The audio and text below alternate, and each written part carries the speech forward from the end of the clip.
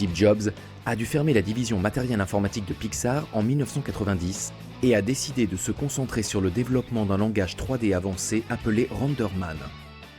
Quand la société a commencé à être à court d'argent, Steve Jobs a voulu licencier ceux qui faisaient les courts-métrages. C'est seulement quand ils ont été nominés aux Oscars qu'il s'est dit que Pixar devrait peut-être continuer à faire du cinéma.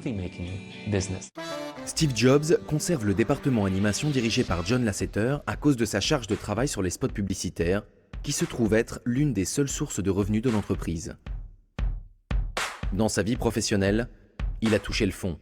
Dépressif, il passe le plus gros de son temps chez lui, avec son jeune fils Reed et sa femme, Lauryn, qu'il a épousée en 1991.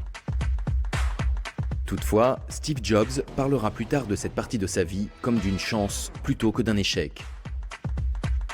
Lauryn et moi avons une famille merveilleuse. Mais tout n'est pas perdu concernant Pixar. Même si Disney s'est retiré du projet à l'origine, Lasseter ne baisse pas les bras.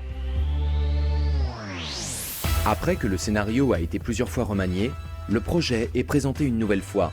Cette fois, Disney donne son feu vert à Pixar et la production de Toy Story reprend. On nous a expliqué que ce n'était pas vraiment de l'animation, même si c'était autre chose que du cinéma, et que ça ne dévaloriserait pas le réel travail qu'on devait effectuer en tant qu'acteur.